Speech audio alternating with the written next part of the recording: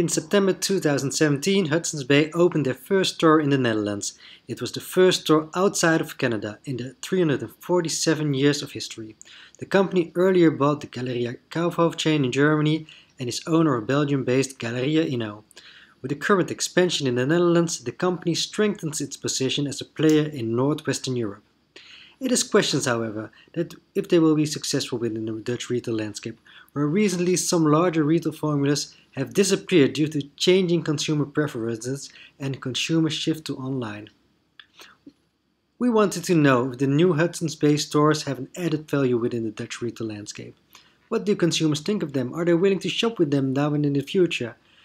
The most important thing we found in our study is that consumers in general like the new brand. Just from what they've heard, most of them had never visited them. What was interesting to see, however, is that after a visit, consumers' expectancy to visit again did not grow. It stayed the same at about 55%. So what happened? Was the shopping experience not good? We wanted to dive into the mind of the consumer. Therefore, we teamed up with a market research company that is specialized in measuring how consumers value things. They're called Veylinx. We went down to their office in Amsterdam and had a little chat with Reinier about the results.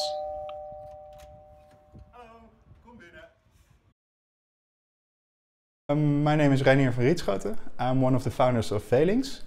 Veylinx is a research company based in the Netherlands that specializes in revealing the true value that consumers have towards a certain good product or retail formula. We have got a fundamentally innovative approach, and if we want to research a good or product, then we set up an online auction and we invite respondents to evaluate the good that we are researching and place a single bid with the maximum that they're willing to pay. If you look at traditional research methodologies, a lot evolves around measuring intent. So questions like appeal are being used or purchase intent.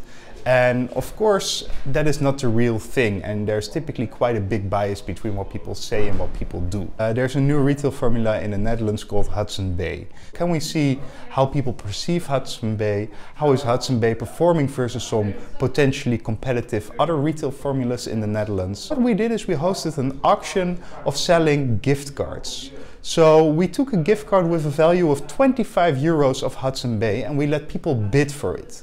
And this gave us a very clear and objective measure to measure the perceived value of a retail formula in the eyes of the consumer. So we took a number of different retail stores, among others Hudson Bay and some of its competitors, and then we auctioned identical gift cards or gift cards with identical value of each of these retail formulas to see which one is perceived most valuable, who are the people most interested in purchasing at that store, and also if we can see if there are any other factors that have a high chance on or a high influence factor on the perceived value of the retail chain.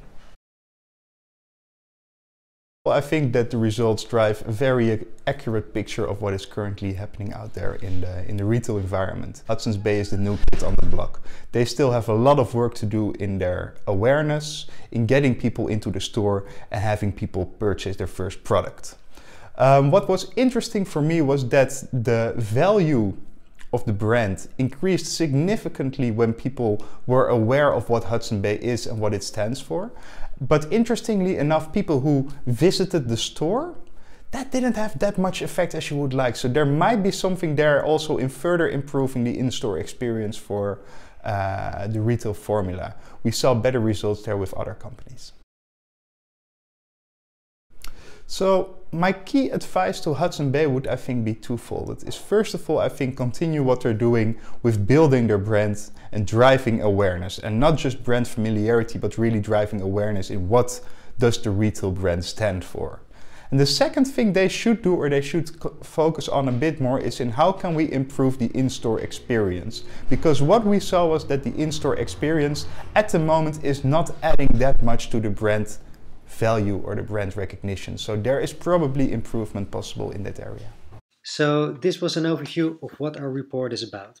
If you'd like to have more information about it, please check out our website www.retailintelligencelab.com. Check out more information about the report and we'll hope to see you soon.